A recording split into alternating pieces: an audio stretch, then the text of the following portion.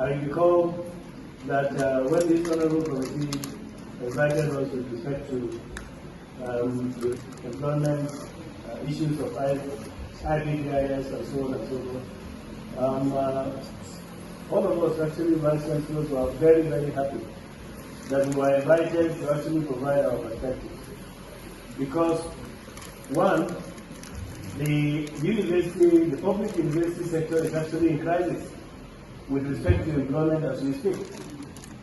Secondly, there are a number of universities, in fact, the majority of public universities have never had the opportunity to even replace some of the professors that we have lost for over the years. In fact, in some universities, including the number of years that this committee, honorable committee, is actually investigating. So for us, we thought that this is actually a very good opportunity, for university sector to be able to address the challenges that we are more or less having in terms of, getting the required manpower for the running of our university environment. So during that meeting, because some of the universities didn't have all the documents that we needed to provide, we requested that we have 2 weeks actually to provide all the appropriate documentation. Although we made some comments with respect to that, and then we discussed. We were actually waiting for a date. The 2 weeks after the 2 weeks that we were granted, but of course, to our surprise, we got this invitation, and that's why we're here. We also, surprisingly, had read the very, very disturbing social media, kind of publication. And I can say that the vice-chancellors are not part of that. The vice-chancellors have not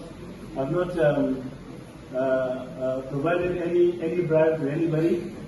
The vice-chancellors, dispersed from this National Assembly, from this committee that day.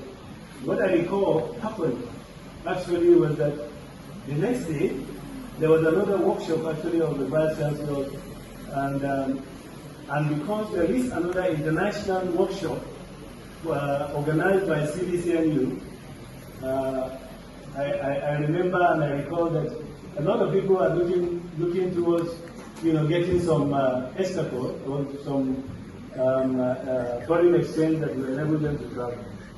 And I think I remember quite well that a lot of vice-chancellors were actually looking for where they can get an exchange rate that is more reasonable, considering that it is difficult to actually get into to travel.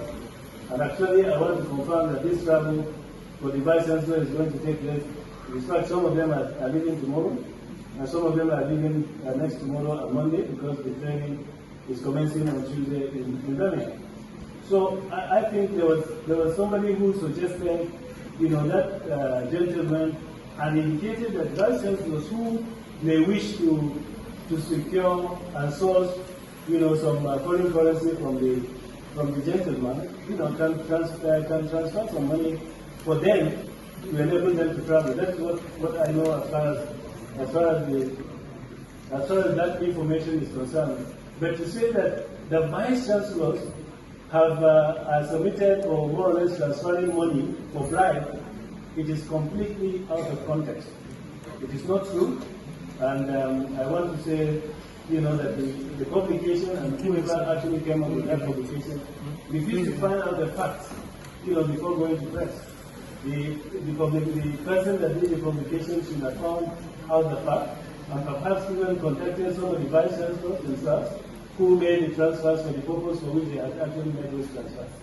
So as far as the committee is concerned, that is what we know. But I want to assure this committee, on behalf of the Committee of Vice-Chancellors of Nigerian Universities, that we have hope and confidence in this committee, in this ad hoc committee, because I can tell you, Mr. Chairman, as we speak, more than 5 programs of the University of Jos are in danger of not receiving accreditation because of this issue of employment.